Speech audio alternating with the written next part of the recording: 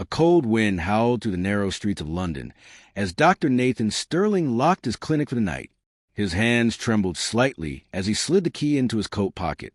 The day had been long, but something deeper gnawed at him, a truth he had buried for 15 years. 15 years ago, Ethan was not a doctor but a struggling medical student, torn between his ambitions and the weight of his past. He had grown up in a humble home, where love was abundant but money was scarce. His father, Arthur Sterling, was a respected school teacher, a man of principles who believed that honesty and integrity were above all else. But one night changed everything, the night of betrayal. Ethan was only 20 when he witnessed something that would haunt him for the rest of his life. It was a stormy night when he returned home late from the library. As he approached his house, he noticed an unfamiliar black car parked outside.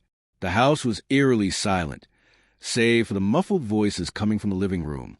He hesitated, but eventually stepped inside, only to see his father standing with a man in a dark suit. On the table between them was a briefcase, half open, revealing stacks of crisp currency notes. His father's face was unreadable, but Ethan saw the struggle in his eyes. The man in the suit was offering William a bribe, enough money to change their lives forever, in exchange for falsifying a few student records at the school. Ethan's heart pounded as he waited for his father's response. Then it happened. With a heavy sigh, William pushed the briefcase away. "I will not sell my soul," he said, his voice firm yet broken. The man in the suit merely nodded and stood up. "You will regret this," he muttered before walking out. Ethan wanted to breathe a sigh of relief, but it was short-lived. That very night, his father was arrested on false charges of corruption. Witnesses fabricated statements, and within weeks, Arthur Sterling was sentenced to prison for a crime he never committed. Ethan watched helplessly as his father's reputation crumbled, their family name stained forever. His mother fell sick from grief, and their relatives distanced themselves. The truth was buried under layers of lies, and no one dared to question it. A silent battle. Over the years, Ethan worked relentlessly, pushing aside his emotions, focusing only on his studies. He became a doctor, built a respectable career, but he never stopped searching for the truth. He dug through old case files, traced missing evidence, and followed every lead.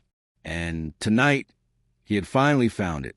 Earlier that evening, he had received an anonymous envelope containing a USB drive. When he played the video on it, his hands turned cold. It was surveillance footage from a night his father was arrested, clear proof of his innocence. The same man in the dark suit was seen handing money to a corrupt officer before setting William up. Tears burned in Ethan's eyes. His father had suffered all these years for a crime he never committed, and the real culprits had walked free. He clenched his fists, anger and sorrow colliding within him. But the night was not over yet. Determined, he drove straight to the police station, his heart racing.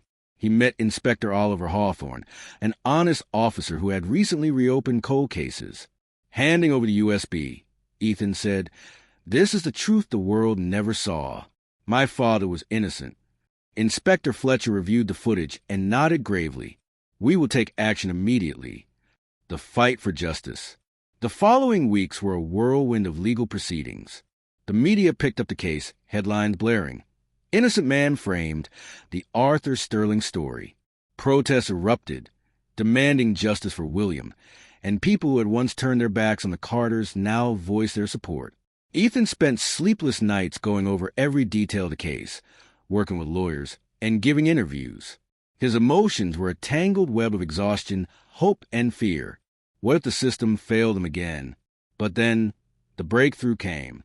A retired police officer, burdened by guilt, stepped forward and confessed that he had been pressured into tampering with evidence against William.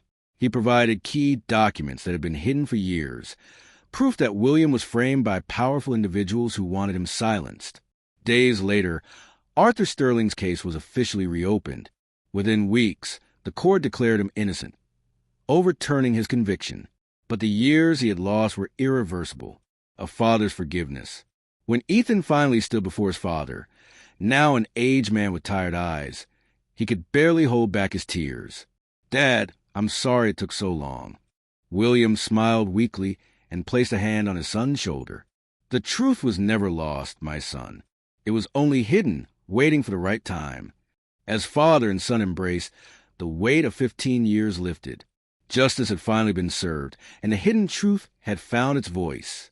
Epilogue, a new beginning. Months passed, and Arthur Sterling slowly adjusted to life outside prison. Though his body had weakened, his spirit remained unbroken.